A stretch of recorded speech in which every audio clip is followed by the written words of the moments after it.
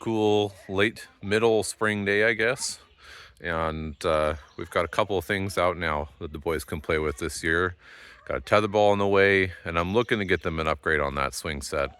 We've only had it for a year, but these boys are too big for it already. And this won't last them super long either.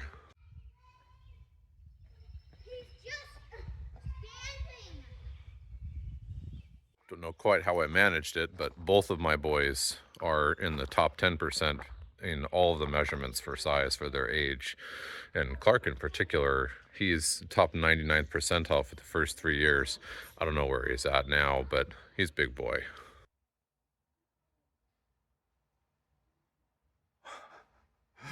I was gonna say something and watch my child just smash the ground off of his little play toy out there. He's okay. He shook it off. So here in the house, we did a whole bunch of cleaning and got a ton of supplies that are from previous steps out yesterday. And we didn't get a whole lot farther than I'd already shown on the interior here as far as taping and mudding goes. Casey did a bunch of work on that side, and then we cleaned. So clean floor, mostly. Wood flooring went up to where it's gonna go in the master. Moved some of the cali from over here on the wall over to here, and the countertop, the bench we've been using, is now up in the shop. It's gone. Condensed all the supplies that we're keeping down here for now onto here. It's nice to have that out of here for a variety of reasons. Easier to work now that we're getting into the space, and less temptation for the squidgens to be playing with stuff they don't need to be playing with. The one of them likes to do craft projects that end up using up supplies, and just a continual craft mess, and I have to clean it up. And then the other one likes to take things that he does not need to be playing with. He's smart enough not to like try and grab the Sawzall or the Circ Saw, but hammers and squirt bottles and anything of those nature where you're just like, maybe not. Yeah, he's into it. So just less temptation is good.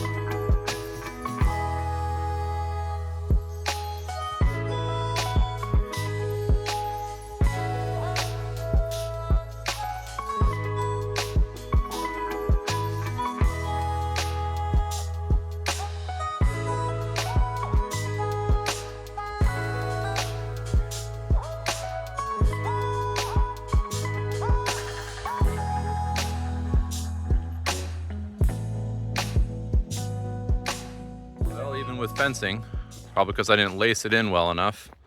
Look what those dirty creatures did to my poor apple tree here. What? Bad deers. So what sound does a baby deer make, a fawn, when it's surprised? It squeaks. I know this because I just dumped my humidifier water. It's hard to see it down there. Hiding in that grass, that dark space, there's a little fawn. Well, we're down to the last little bits of first and second coat. So Casey's in the other room getting one of the last tape pieces in the main living area. And I'm here in the stairs. This was all stuff we decided not to finish out up to about here because we had our scaffold in the way for the bottom. So little jigsaw puzzle here. I'm gonna pull this joint into this one. Then I can run this one, and up here, there's a vertical and a vertical, and they're gonna come in to this taper. This side, same thing. I'm gonna pull this butt joint in and then run the taper up. and there's a little one over here to finish out. And then it's just corners in the stairs. We do have a little bit over here as well, but it should be pretty quick for us to get this finished out, and then we can move on to sanding in preparation for third coat. So the eventual plan here is to get this trimmed out with some wood. But looking at trim costs right now, it's not in the budget. A lot of these parts and pieces were leftover cuts that I have not used, not found a use for yet, like that one, that one, even that one and this one. The horizontals are where I've been putting my focus. And so this piece, for example, is cut in to where it will fit to the piece above it and to the piece below it as well. I found that razor blades work fine on these, but for this, when you're cutting a line, my metal shears that I was using on the metal roof are fantastic. They do a great job. And so I'm using those for all these cuts. Probably a nice kitchen scissors, nice pair of shears would work just fine too. Whenever we can, we will come back and we will get this cased to the side with some wood. And obviously this is not permanent. This is short term, because even though we have a hand railing, people's hands are going to be all up and down this, and even with a good paint, it's not likely to stay nice for forever.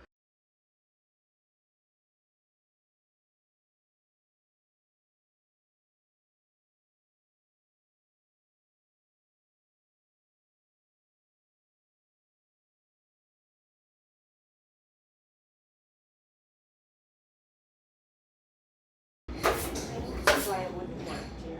That look okay? This Yeah. corner's kind of sticking out. We'll get it later. Well, it's the hard metal or the hard vinyl. I could probably drive it in with a screw, but it's going to be No, I wouldn't do that. What you could do just is continue to putty it out. yes. Well, mud, and more mud. It's like we went to the bottom of a river and dredged it. But it's looking pretty good for first coat. You know, filled in between. There's that spot up there. Casey's gonna make it disappear as best she can, which is better than I can do, that's for sure. It's gonna take a little bit because it did bow out, but the screws definitely did not help. It just warped the whole piece. So we got this done, that done up there, the sides done. Casey finished here in the bathroom. And other than the mechanical and the room that we can't do anything with, and that one screw, we are done with first coat. Happy dance!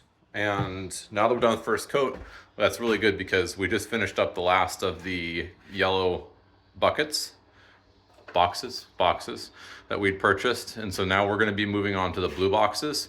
We have a little bit of the one that was red that we opened, and we went ahead and stirred it in the main bucket we've been using.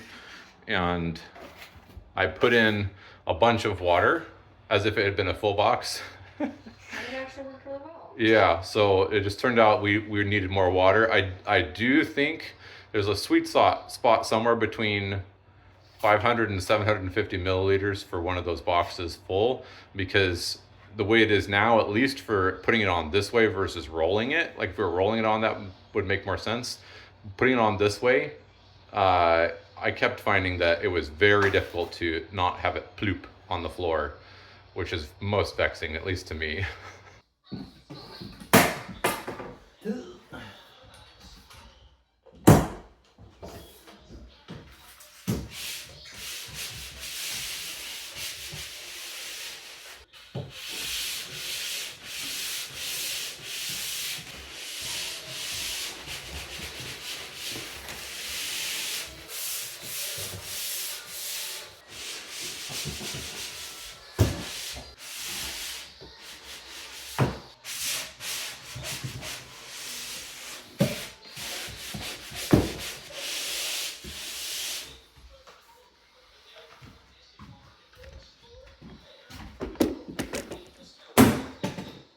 Little ventilation for all that dust I made so that Casey isn't working in quite so bad of condition here.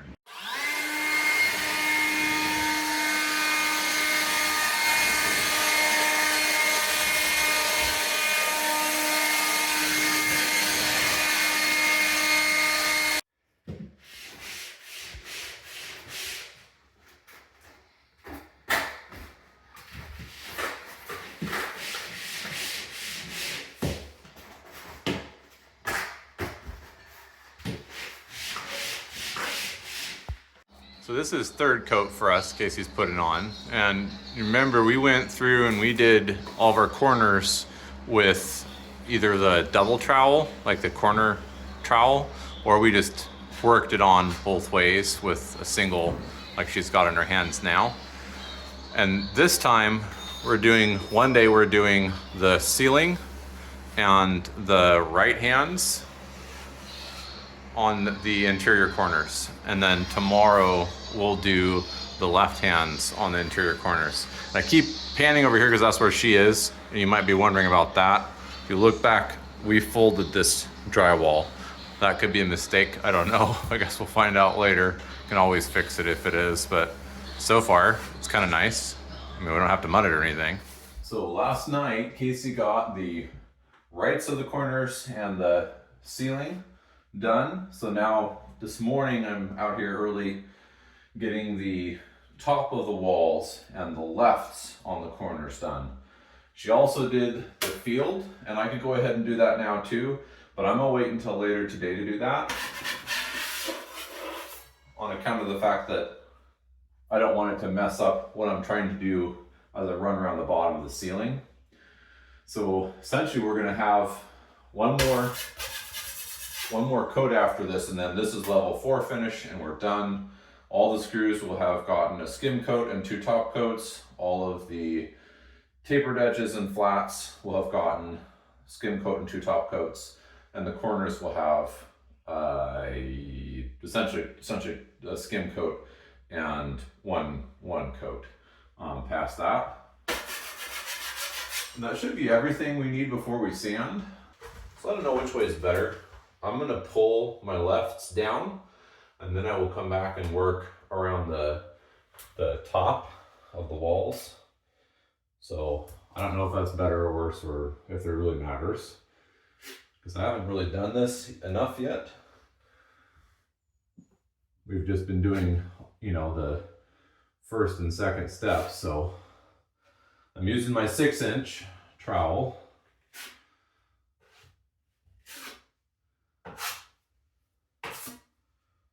And this is our first use of finished mud. So we've been using the taping mud and the all-purpose. And this is a nice lightweight that is not meant for taping. So let's see here. Get it started. And then I'm just gonna turn it. More pressure to the corner.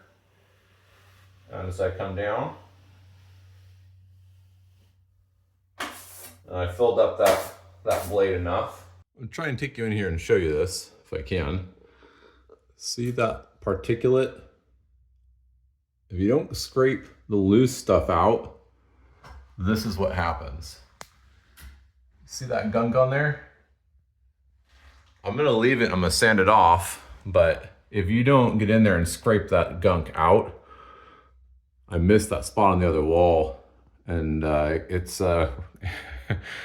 you basically ruin whatever mud you've troweled on. You're trying to scrape backwards and then it gets on the mud that's on your hawk, and it's as far as like a finishing compound that's done, you're going to be scraping lines, and yeah, you got to get it cleaned. I don't know that I go so far as to sand, but definitely a good scrape.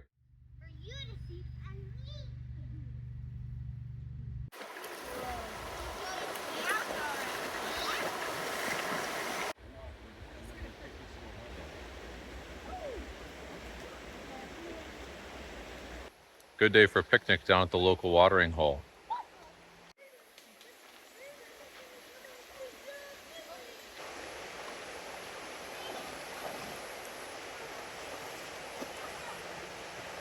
So we're on the 4th level as of now in here. And there's one spot up there that I'm not gonna be able to do if I choose to do this now. So I may just wait until tomorrow.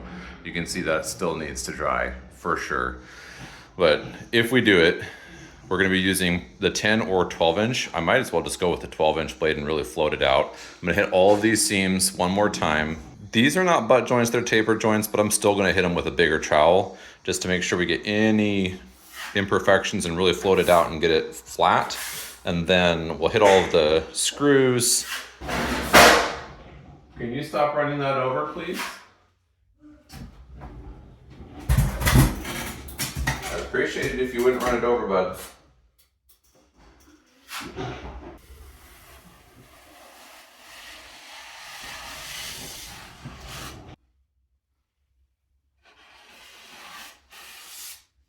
And then there's this joint right here, and that's a butt joint, and or at least parts of it are. That was kind of a last minute patch, and I forgot I needed to save a piece for that. So that one, we're gonna float that out like way far, maybe like a 32-inch skimming blade kind of a thing. So I'll hit that with 3 10-inches or so worth of material, smooth it out, and then come back over and hit it just real good with that 32-inch skimming blade.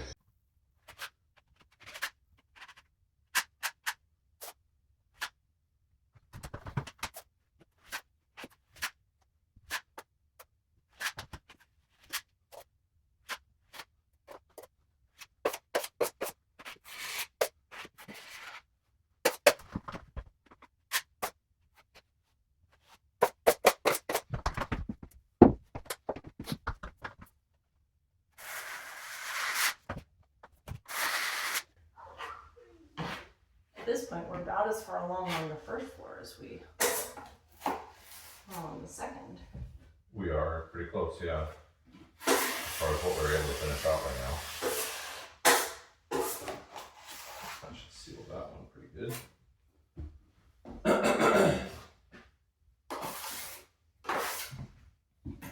In fact, with some ways we're the areas that other than mechanics were farther. Because I did this whole little round here, I did yesterday. I got a popsicle. I see that you have a popsicle. Is that another popsicle? Well, it's a popsicle in his hand. Another popsicle. There it is. Yeah, at least they're good for you. You want to show off your popsicle? Popsicle. So this is the first room that we're gonna have ready for sand.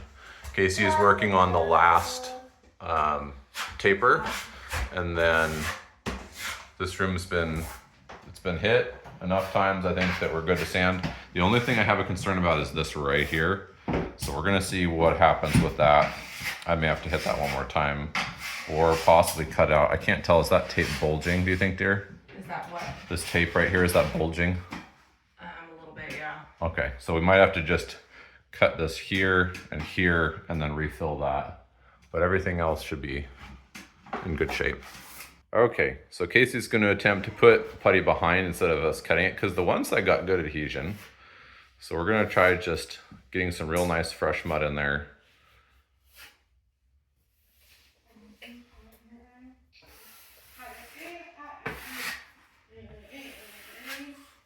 I mean, I don't know if that's technically correct. No, that's not correct, but I think it'll be fine. Seems to me.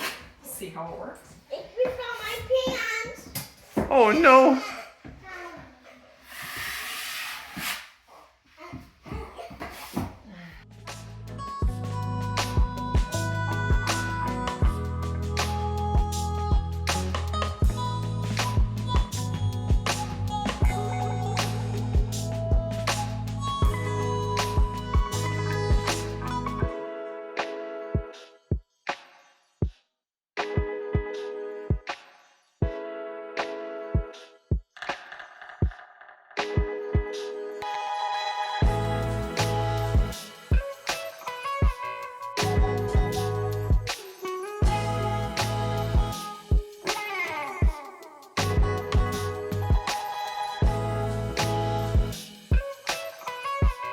Well, we're wrapping up for the day.